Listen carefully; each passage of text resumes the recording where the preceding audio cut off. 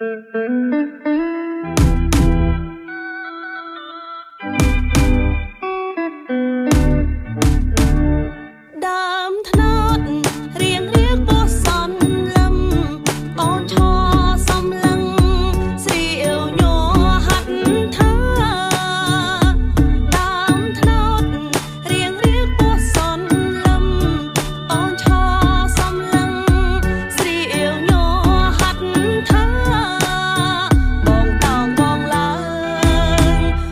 រៀងហានខ្លា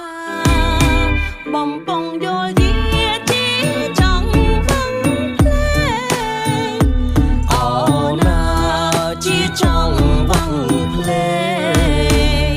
សម្បត្តិធម្មជាតិគេដូនតាគឺថ្នោតនេះណាតម្លៃធំធេងសម្បត្តិ